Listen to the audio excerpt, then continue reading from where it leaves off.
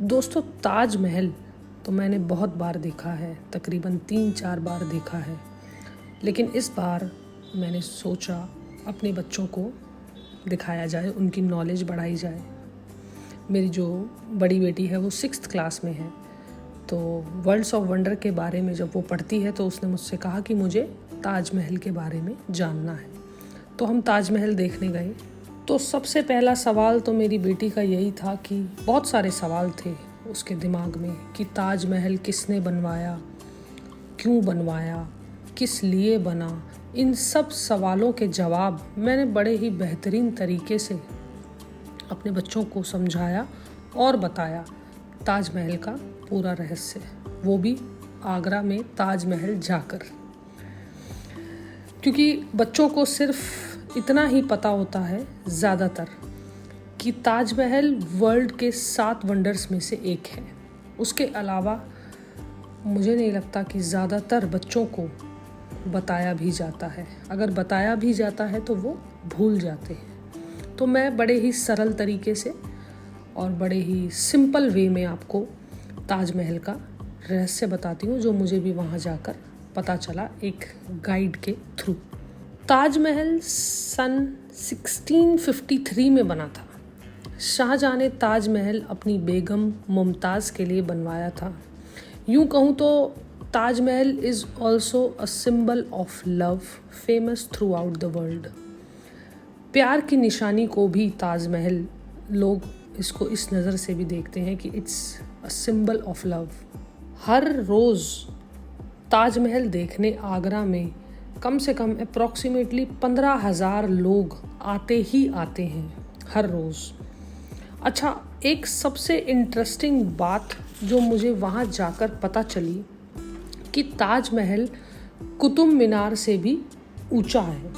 यानी कि सरकारी आंकड़ों के अनुसार ताजमहल की लंबाई कुतुब मीनार से 5 फुट ऊंची है, जबकि हमें ये बताया जाता है कि सबसे ऊंची इमारत कुतुब मीनार है। लेकिन मैं आपको बता दूं कि ताजमहल कुतुब मीनार से 5 फुट ऊंचा है। अब आते हैं और भी इंटरेस्टिंग बात पर। क्या आपको पता है शाहजहाँ ने अपने लिए भी एक सपना देखा था काला ताजमहल बनवाने का। जी हाँ, अपनी बेगम मुमताज़ के लिए उन्होंने सफ़ेद ताजमहल बनवाया, लेकिन वो चाहते थे अपने लिए काला ताजमहल बनवाना। लेकिन जब उनके बेटे औरंगज़ेब ने उनको कैद कर लिया था तो शाहजहाँ का ये सपना ही रह गया था। आप जब भी ताजमहल जाएं तो नोटिस कीजिएगा कि साइड की 4 मीनारों को ध्यान से देखिएगा, वो थोड़ी सी नीचे की आगे की तरफ झुकी हुई दिखाई देंगी। और ऐसा भी कहा गया है, इतिहास में ऐसा भी बताया गया है कई बार कि वो चारों मीनारें झुककर गुंबद को सलाम कर रही हैं। और कभी भी कुछ भी कोई भी दुविधा आती है, अर्थक्वेक आ जाए या फिर बिजली गिरे, तो वो चारों मीनारें ताजमहल को प्रोटेक्ट करेंगी पूरी तरीके से। इस तरीके से उनका निर्माण किया गया है। चलिए अब आते हैं लास्ट इन्फॉर्मेशन पे, जो कि मेरे मन में एक सवाल था। तो जब हम वहाँ पर गए थे तो हमने एक गाइड से मिले जिनका नाम था राजू जी। तो उन्होंने बहुत अच्छे तरीके से सब कुछ एक्सप्लेन किया, पूरा डिटेल के साथ मेरी डॉटर को सब कुछ बताया। लेकिन मेरे मन में हमेशा से एक सवाल था, मैं जब भी ताजमहल गई हूँ, हमेशा मेरे मन में यही सवाल था कि ज़रा पूछूं कि इतने सुंदर मॉन्यूमेंट को, इतने खूबसूरत सिंबल ऑफ लव को हम अपने साथ घर क्यों नहीं ले जा सकते। यानी कि छोटा सा कोई स्टैचू ताजमहल का, क्योंकि मेरी डॉटर ने भी चाहा कि वो खरीदे और अपने घर लेकर आए। लेकिन उन गाइड ने कहा कि ऐसा माना जाता है कि मतलब हमारे यहाँ पर स्पेशली ये मानते हैं कि ताजमहल को घर ना ले जाए। तो मैंने इस चीज़ का रीज़न उनसे पूछा और उन्होंने बड़े ही अच्छे तरीके से ये बताया।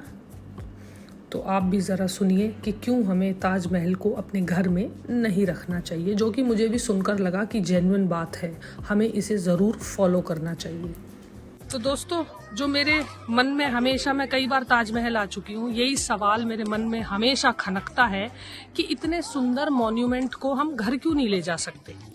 तो अब इसका रीज़न बताएंगे राजू जी, जो कि बहुत बेहतरीन तरीके से जैसे इन्होंने मुझे बताया अभी आपको बताएंगे। देखिए, ताजमहल जो है विश्व की सबसे खूबसूरत इमारतों में से एक है। समाधि यानी कि कब्र बनाई जाती है, जैसा कि ताजमहल के अंदर बनी हुई है। तो जब हम किसी चीज़ को देखते हैं जहाँ कब्रें होती हैं, उसको हम बेसिकली कब्रिस्तान कहते हैं। तो सिर्फ यही वजह है कि लोग इसको कब्रिस्तान के तौर पर लेते हैं, इसीलिए उसको साथ में लेके नहीं जा सकते। फॉर एग्जाम्पल, जैसे बाजार में दुकानों पर रेप्लिका बिकते हैं, लेकिन रेप्लिका रखना वो आपके ऊपर है कि आप उसको रखना चाहते हैं कि नहीं रखना चाहते हैं। लेकिन रेप्लिका के अंदर समाधि या वो कब्र नहीं बनाई जाती है, इसीलिए हम उसको कब्रिस्तान नहीं बोलेंगे, सिर्फ रेप्लिका ही बोलेंगे। वो आपकी समझ पे है कि आप उसको रखना चाहते हैं कि नहीं रखना चाहते हैं, सिर्फ इतना ही फर्क है। जी, बहुत बहुत धन्यवाद आपका। आपने बड़ा अच्छा हमें ताजमहल घुमाया। देखिए, बड़ा सुंदर है व्यू, और स्पेशली हम इनके लिए आए थे। वान्या, एक बार ऐसे कर दो। नव्य, आप भी। कैसा लगा?